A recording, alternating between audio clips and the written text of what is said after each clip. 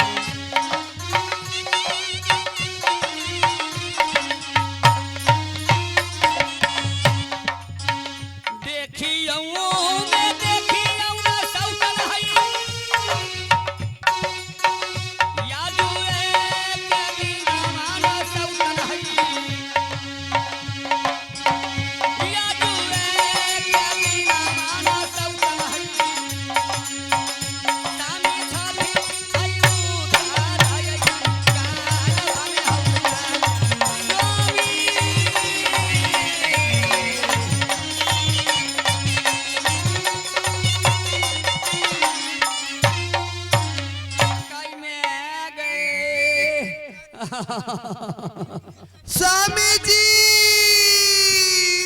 हाय लोहार वाली दाई हैया राजा नाई छाथिन है गई में आ गई भैया जी गई उठने रही मर्दा भैया जी की बात है तू सब किया हमर शिकार पकड़ के ना करे छो गई में आ गए इसे कौन मारा है इसे कौन मारा है हाँ गई में आ गए आप मारे हो हाँ हाँ गई में क्यों शिकार था मार दिया कोई आपका वजह मारने का शिकार खेलने आया शिकार को मारा आपका कुछ तो नहीं खाया नहीं से तो हमर मुंगर नहीं खेने रहे तो फिर क्यों मार दी मेरी स्वामी जी को शिकार खेले ले लिए शिकार छिए तो ओकरा मारिए ना ओकरा भी क्या तो हर छिए आज जिसने हमारे पतिनाथ का वध किया है ई छिए के ई तो हर क्या लगता अरे स्वामी जी है हमारे 700 मिर्गिनी में एक ही मिर्गा था उसको कौन वध किया है ओ 700 में एक को मर्दन मारा हाँ तोरी बहता तो बड़ दुलार है बैठो भगवान बहु के बड़ माथ बड़ चले तबियो कौन मारा है जल्दी बताओ ना तो मैं श्राप दे दूंगी रुक जा ए जिसने हमारे पतिनाथ का मारा है ओ जल्द सामने आओ, मालिक हो, नहीं तो मैं 700 मिर्गिनी उसे श्राप दे दूंगी। मालिक हो, और जल्दी दौड़ो। बहन मुझे श्राप मत दो, मैंने इस शिकार को मारा हूं। रे इधर आओ तो। अरे ये शिकार को तो तू ना मारा था। हाँ उपा, हम किया मारबे? अरे तू ना मारा था। नहीं है, वो तो मॉडल पर हम कनिया फेंक देने रहे। अरे तू नहीं मारा। नहीं हमने वह मार लको,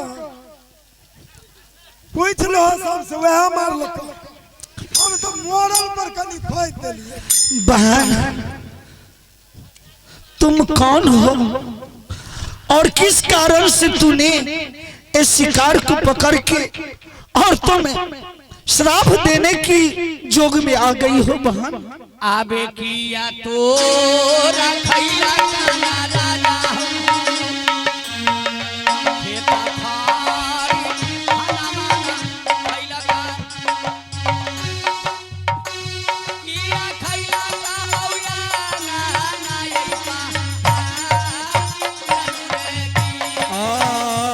नहीं मोरा ये खेला कई है बहिनी, खेत खारी यहाँ ना है खेल कई,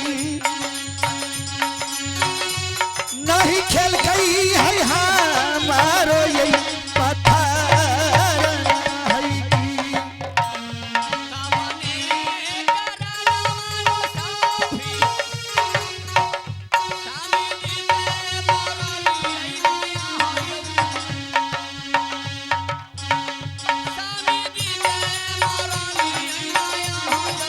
हे विधाता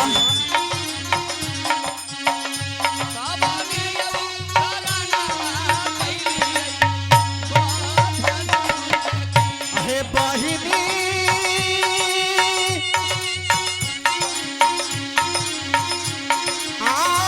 हम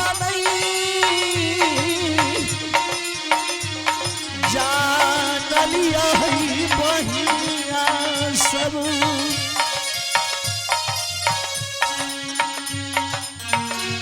तोहरो यही पाती है लागा, धोखा से ही चलाई बोली यही पालन है।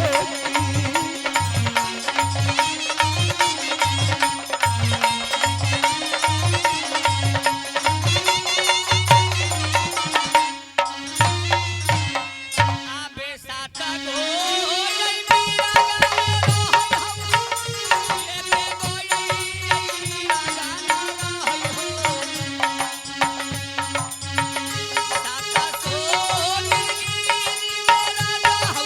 हे भगवान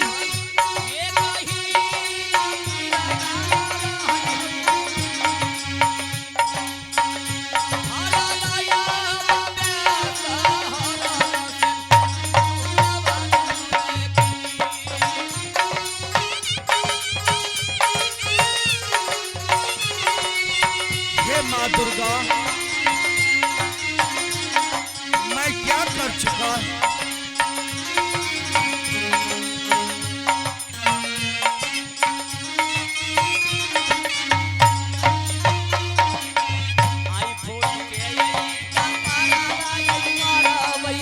नहीं नहीं बहन, तुम लोग क्यों ऐसी रोती हो?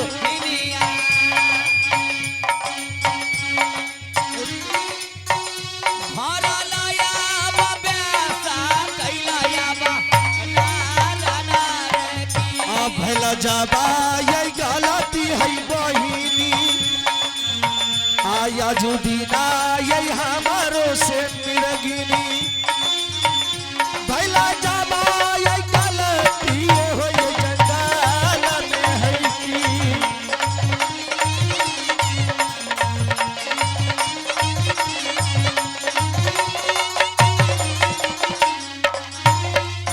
बहन मिरगिनी पहले बताइए कि मैं लोग 700 मिर्गिनी में एक ही हमारा मिर्गा था, आपका क्या हार किया, क्या बिगाड़ किया कि आपने इसको बाण चलाकर मार दिए? बहन,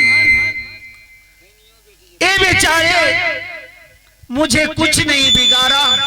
मैंने शिकार खेलने के लिए आया, मैंने धोखा से इस पर बाण चला दिया, मुझसे गलती हो गया, मुझे माफ कर दो बहन। इसमें माफ करने की कोई बात नहीं है। आप हमारे पतिनाथ को वापस कर दीजिए, मैं लोग माफ कर देती हूँ। तो ये तो हमसे नहीं हो सकता है, तो मैं लोग माफ कैसे कर सकती हूँ?